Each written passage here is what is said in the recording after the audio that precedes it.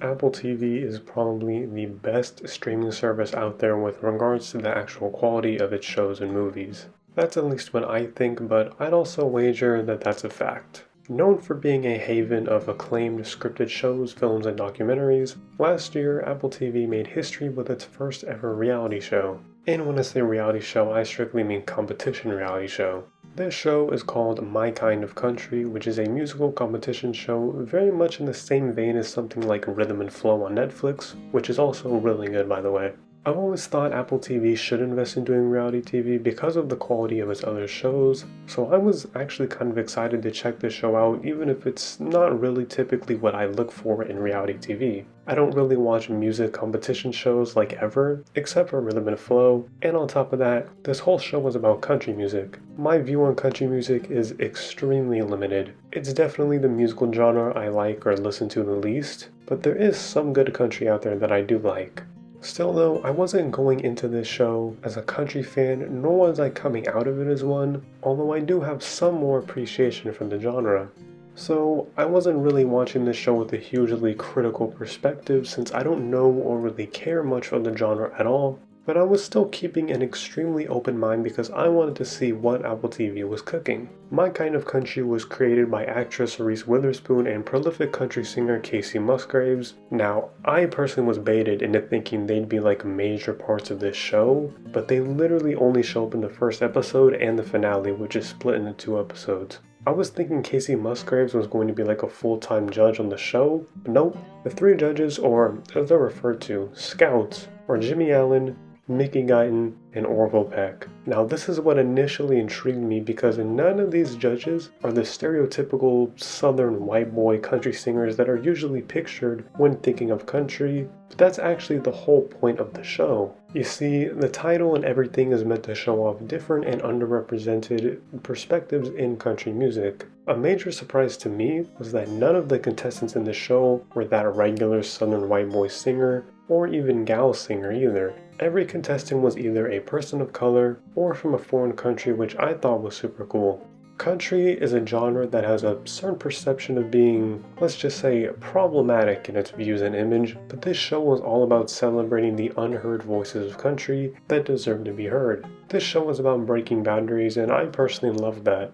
It was stated in the very beginning that the 3 scouts had scouted across the globe for their respective 4 artists they'd bring into the competition. I thought this would just be like a cliche thing to say and then everyone was going to be from different areas of America, but I was actually proven wrong here. There were artists from South Africa, India, and Mexico competing.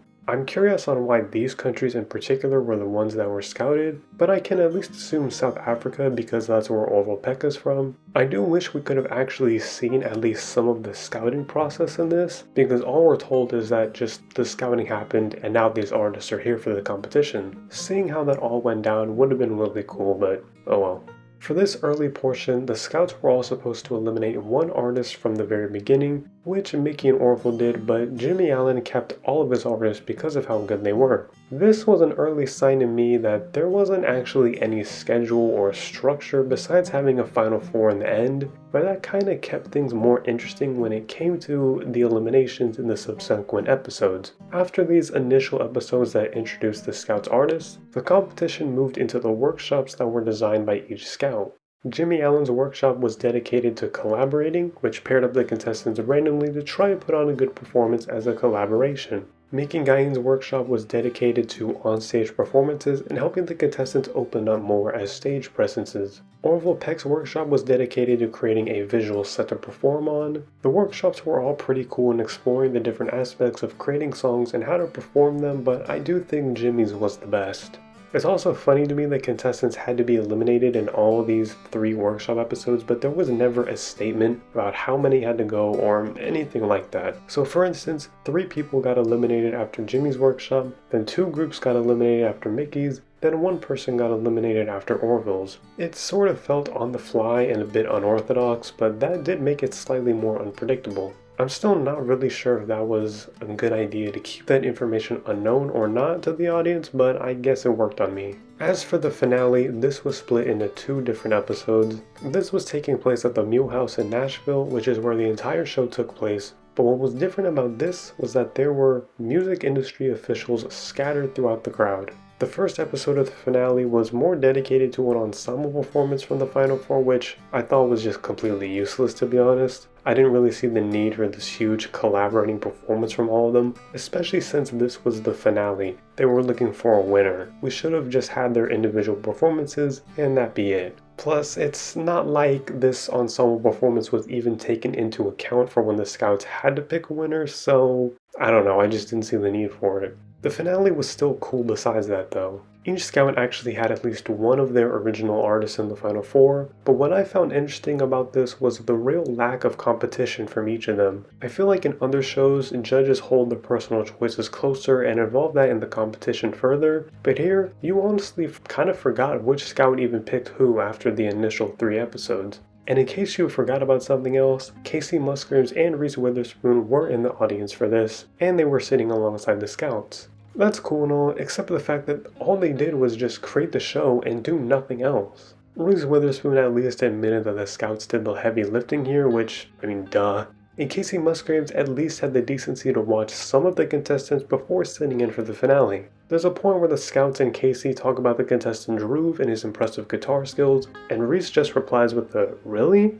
So you mean to tell me that Kacey could at the very least watch their auditions or something else, while Reese, the creator and executive producer, didn't even know anything?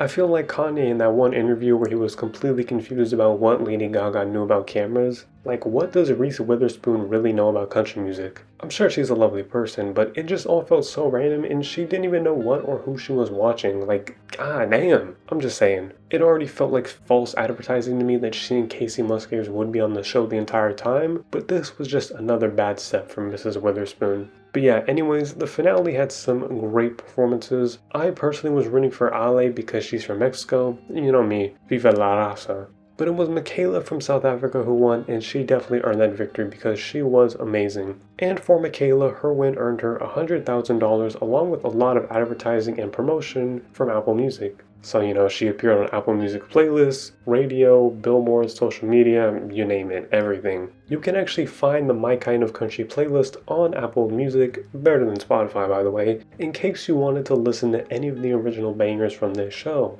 I did look up Michaela after I finished watching the show to see what had happened with her since this show did air last year, but it doesn't seem like much has happened with her after the show. She doesn't seem to have gained a large following after her win, and all that came with it, and she hasn't released a song in over a year. On the contrary though, fellow finalist Chuck Adams seems to be doing pretty well for himself. So I'd say that what came from this show was a pretty mixed bag. And this show was completely different from the reality TV I usually watch. I like watching reality TV for the drama, the entertainment, the trashiness, the chaos, etc. This show was just extremely heartwarming, which I guess does make sense considering this is Apple TV, but I genuinely didn't find this show to be that bad despite the eternally happy vibes that came from it. You just can't go into watching a show like this expecting drama and fighting and stuff like that, so with an open mind, I liked what I watched. But I do still think Apple TV should invest in more reality TV, but the dramatic kind of course.